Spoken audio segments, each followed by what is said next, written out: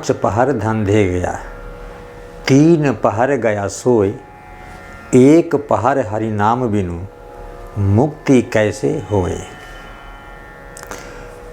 तो आज के वीडियो में कुछ प्रमुख शब्द हैं जिनके अर्थ में अंतर जानने का प्रयास करते हैं। तो सबसे पहले स्वागत है आप सभी का कृष्णा की तरफ से एपीएस कृष्णा गुरु जी के चैनल में। तो सबसे पहला शब्द है शुरू करना, यानी आरंभ और प्रारंभ। सामान्य तौर से हम दोनों का एक ही अर्थ लगाते हैं कि शुरू करना, किसी काम की शुरुआत होती है उसे आरंभ या प्रारंभ करते हैं, लेकिन इस आरंभ और प्रारंभ दोनों में अंतर है।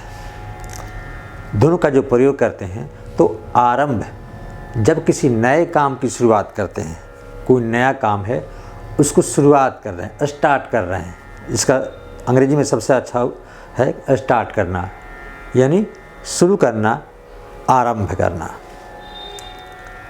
परंतु कुछ ऐसे काम हैं जो पहले हमने किया लेकिन वो बंद पड़ा है और फिर उसे दोबारा शुरू करते हैं, वो भी शुरू ही करते हैं लेकिन दोबारा शुरू करते हैं।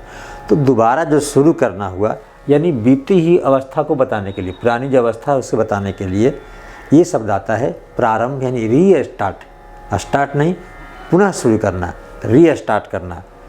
इसका सबसे अच्छा उदाहरण है, जैसे एक मिस्त्री और मजदूर मिलकर किसी घर के काम को शुरू कर रहे हैं, यानी सबसे पहले दिन जब आते हैं तो क्या करते हैं, आरंभ करते हैं, स्टार्ट करते हैं। फिर जब शाम होती है तो काम बंद करके और घर चले जाते हैं। फिर अगले दिन सुबह जो शुरू करते हैं तो उसे आरंभ नहीं, उसे प्रारंभ कहते हैं। यानी वो छोड़ा हुआ जो काम है उसको पुनः जो है शुरू करते हैं, रीस्टार्ट करते हैं, तो उसके लिए शब्द आता है प्रारंभ। यानी जो पहली बार जो शुरुआत करते हैं वो है आरंभ, स्टार्ट, और काम जो छूटा हुआ है और फिर दोबारा उसे शुरुआत करते हैं तो वो रीस्टार्ट यानी प्रारंभ करते हैं।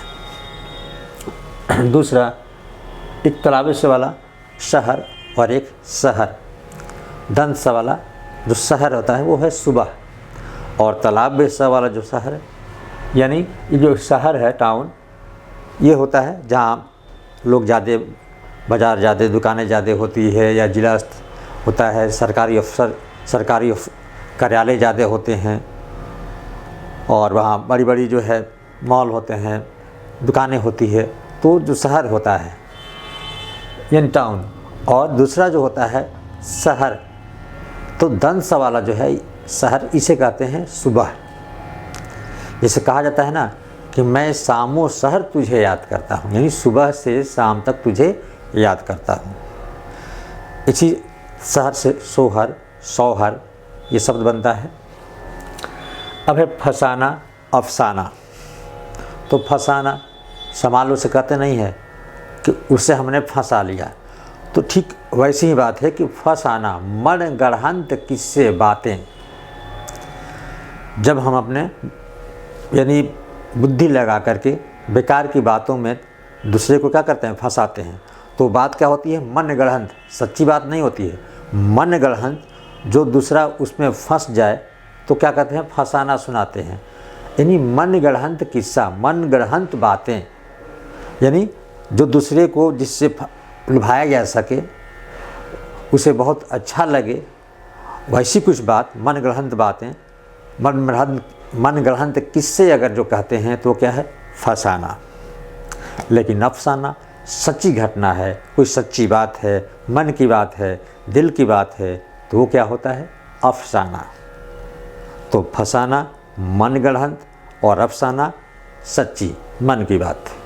हमारे हिंदी भाषा में ऐसी बातें हैं कि जो लगता है कि एक ही अर्थ है ना, हम एक ही रूप में शब्दों का प्रयोग करते हैं, लेकिन उनका अलग अलग महत्व है, अलग अलग अर्थ है।